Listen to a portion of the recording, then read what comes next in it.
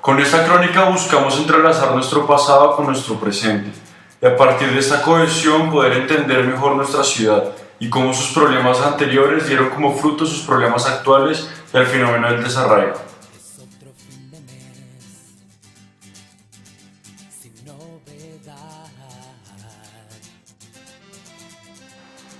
Ernesto Santos, un ex senador y periodista que ejerció durante la época más difícil de Colombia, ya es un adulto mayor, retirado con mucha experiencia y muchas vivencias que contar.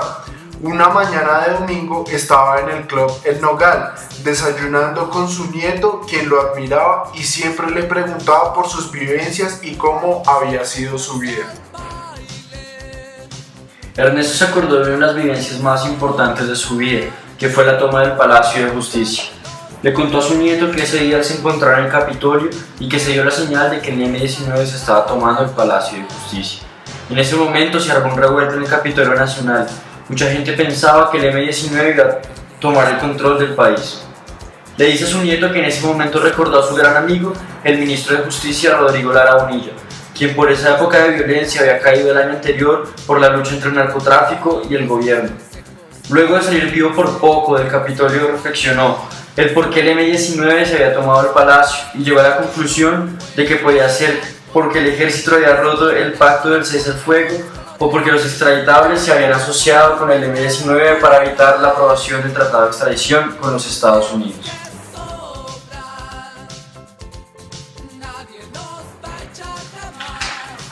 Ernesto hace una breve pausa de la historia, se para y va a la cafetería donde compra un tinto y un jugo para su nieto. Mientras caminaba hacia la mesa observa una fotografía de Luis Carlos Galán. Recuerda con nostalgia otro momento histórico de la vida de nuestro país cuando la esperanza del pueblo y de muchos políticos honestos como él cae bajo las manos del cartel de Medellín y de su líder Pablo Escobar, quien con maldad acaba con las esperanzas del país.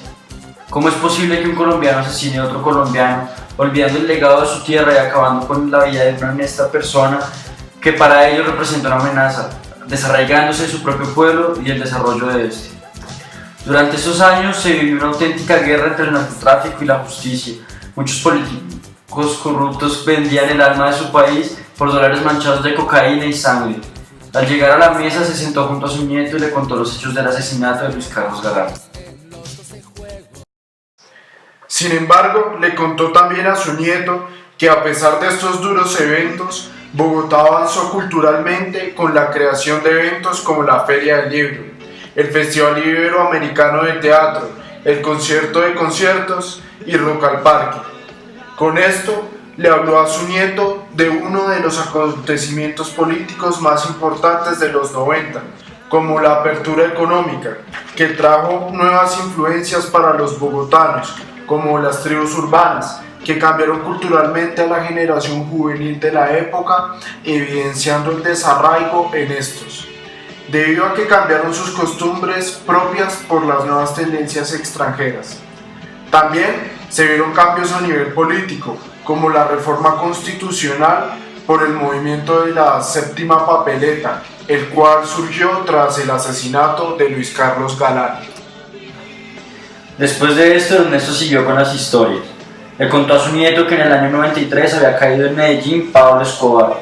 Este suceso era muy importante para la historia de Colombia, porque despertó sentimientos en las diferentes clases sociales. La clase política sintió que había dado un paso al eliminar el cáncer de la sociedad de Colombia, que fue el narcotráfico. Por otro lado, los marginales, que fueron ayudados por el capo, se sintieron abandonados y entregados a la desesperanza. En Bogotá, muchos de los que lo ayudaron sintieron un odio y un desapego hacia su país y hacia la ciudad que no les había dado oportunidades. Sin embargo, no todos los problemas de Colombia y Bogotá habían terminado ahí. 6 años después, por rezagos de la parapolítica, muere el comediante Jaime Garzón, que abordó muchos temas colombianos, los criticó con humor. Otra esperanza del país se había perdido, dejando así nuevamente a la ciudad como un escenario de desarraigo, porque otra de las grandes esperanzas del país y de la ciudad había caído en Bogotá. Finalmente, Ernesto le cuenta a su nieto que el sitio en el que se encontraban alguna vez fue atacado por la guerrilla, dejando el edificio totalmente destruido y muchas familias, al igual que el edificio, destruidas demostrando que la violencia rompe el lazo de las personas con la ciudad, creando un sentimiento de topofobia en las personas desarraigándose de su ciudad. Sin embargo, no todo fue negativo. En los siguientes años, la ciudad habría mejorado, mostrando cierto desarrollo, eliminando un poco el sentimiento de desarraigo y olvido en los habitantes. Esto se logró por medio de 3 principales alcaldías que tuvieron continuidad en sus políticas, mejorando a la ciudad en sentido cultural, urbanístico y social.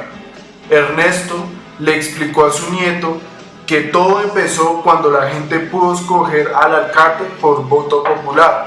El progreso comenzó con la elección de Antanas Mockus como alcalde. Este impulsó la cultura ciudadana en los bogotanos mediante campañas sociales y generó un sentimiento de preocupación en las personas por su ciudad.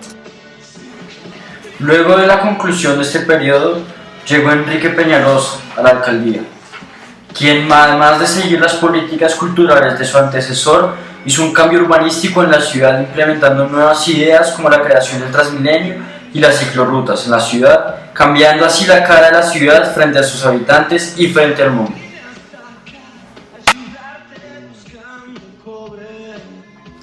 A este le siguió Lucho Garzón, el cual basó todas sus políticas en la parte social con programas como Bogotá sin hambre y Bogotá sin indiferencia, con la creación de megacolegios públicos y comedores públicos, rompiendo con fenómenos como el desarraigo social y la toponegligencia, muy presentes en la ciudad. Por último, Ernesto le cuenta a su nieto que cuando todo parecía cambiar, una nueva muestra de desarraigo surge en el corazón político de la ciudad.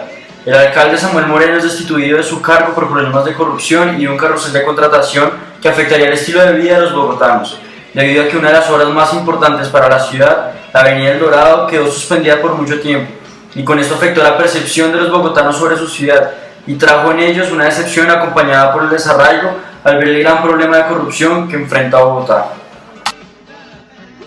Luego Ernesto concluye que el futuro de Bogotá es incierto y que no sabe si las nuevas propuestas del nuevo alcalde, Gustavo Petro, serán beneficiosas para la ciudad, pero le recuerda a su nieto que a pesar de todos estos problemas y excepciones, él debe sentirse orgulloso de su ciudad y de su historia.